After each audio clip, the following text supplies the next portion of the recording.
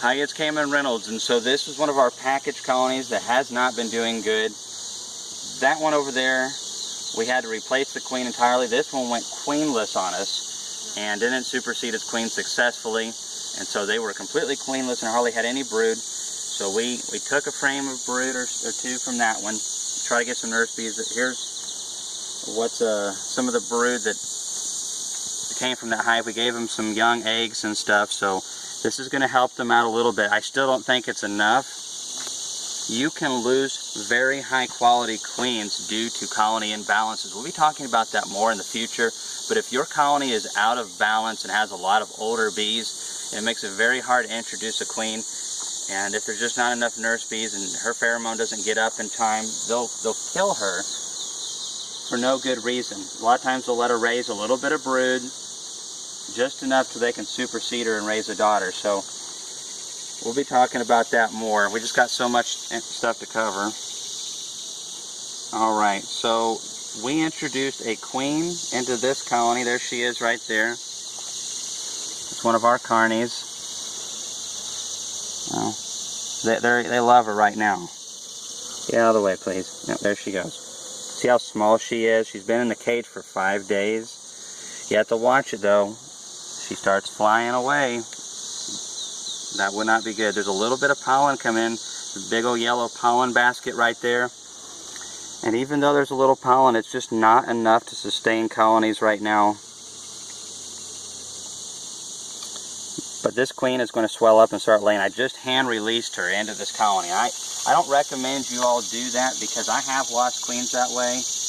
And it's better to make queen candy. Let's see, here's the cage. So I have a bunch of beeswax at the end so they couldn't get her out. Stuck her down here in between some of the frames of brood that I got from that colony. The reason I did that is they can smell the pheromones coming off of those larvae. So I put 2 in here. That really is going to help the transition of a new queen into this colony. Plus it was Italian and she's a carny, and so that makes it to where she's a little bit more foreign smelling. And so I did a long introduction. Also, this colony is obviously out of balance. Not a whole lot of brood in here except what we gave them. So we don't want to rush an introduction, especially when you're paying a lot of money for a queen if you're ordering one in. You know, Kathleen charges me a lot of ice cream. You know, you wouldn't think it's that much, but she eats a lot of ice cream. And so I plugged this right here. 5 days later, you know, today, I come in here and I open this up. There's a nurse bee. Shoo. Well, maybe not. It's flying. I guess not. So then you can plug it and then you can make some queen candy. And by the way, that is 1 cup of honey, or you can use Pro Sweet, or make your own inverted syrup for it, which we'll be showing you eventually how to do that. It's got a lot of stuff to cover. It's hard to get to it all. And you can make your own queen candy and just pull the plug and let them eat through that. And that'd be fine. But slow introductions, there's nothing wrong with that, especially the more imbalanced the colony is, the more you want to give it a little bit more time. That colony over there, you can see I've got it open for good reason. That colony, they had their queen out within 2 days, but they were all nurse bees and they had a lot of larvae and brood, and they didn't have any older bees because they went back to the original colony. So it's super easy for that queen to come on out, and they all were like, yes! And they just let her lay it up, and that colony is packed with brood. This one is not. Now they've accepted her, but we need to give them some help, and this split over here is fixing to blow this box apart. So we're going to share. This frame right here has emerging brood on it, has some bee bread over in the sides, and I mean, that's just, there's fuzzy bees on there. We're going to be giving this frame over to the other colony. Plus it has some eggs.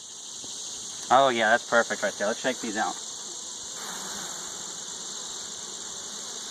Oh yeah, look at these reinforcements right here. 1, 2, 3, 4, 5, 6, 7. That's a new bee, that's a new bee. All these new bees here, and the queen has laid eggs in here. So that is really going to make that new queen of ours look really good because, hey, look, that we've got young eggs in our hive. We've got all this pheromone coming out because emerging brood makes pheromones. Releases pheromones as they emerge, and the queen can smell that. That's going to stimulate her to want to come over here and lay. It's going to give them young bees, reinforcements. she needs all of these nurse bees to help her raise a good bunch of young brood, because they're the ones that are going to be consuming the bee bread or your pollen patties, feeding it to the larvae, which takes hundreds of visits. If you want healthy larvae, you've got to have a lot of nurse bees. This is going to help balance the colony back out. And between the brood that we've given, that colony from this one, and this frame right here, which is fixing to probably give them an additional, I'd say 4,000 bees, 3,000, maybe somewhere around there. That's going to really help them out. This is not going to in any way cause any fighting. This is all young stuff right here. And this is going to help our colony fix itself. So this is what I would call a sustainable apiary right here. You've got to have some colonies that are champs to help out colonies that go bad. And even if this was a good colony early this year, I had one colony in this yard. It was just a fantastic colony. It was huge, produced a lot of honey, but towards the flow, I didn't get to it quick enough, and they swarmed out. I mean, they took 80% of the bees. I don't know, maybe they might have swarmed twice. I don't know, I didn't see it. But somebody who might have had a swarm trap around here probably had a good day. However, they did not bring a queen back and requeen itself. But since I had so many colonies over in that square yard over there, you know, I take a frame of brood from this colony, a couple frames of brood from this colony, throw them in there, throw in one of my mated queens, and before too long, it's another healthy colony. So that is why I encourage everyone at some point to get to, I'd say 5 colonies. You don't have to, 3 colonies. You know, have like 3 big colonies and have a couple nucleus colonies. I know it seems like a lot and some expense. We're going to be talking this winter about how to do things cheaper than just going through the traditional routes, which can be very expensive. But sustainability is important, because it doesn't matter how good of a beekeeper you are, things do happen. Colonies do go queenless. So we're going to chuck this in right here, right in between these 2 dark frames right here. I know a lot of people say differently, but in my experience, queens prefer to lay in older combs. They love a nice old comb. This comb right here is probably, I don't know, 3 years old, 2 years old. You know, I would consider this a comb in its prime. It needs to be laid in several times before I think the combs are what the queens really want. And, oops, about pinched a bee. So we're going to throw this together, and for that colony over there, we're just going to take one of these frames.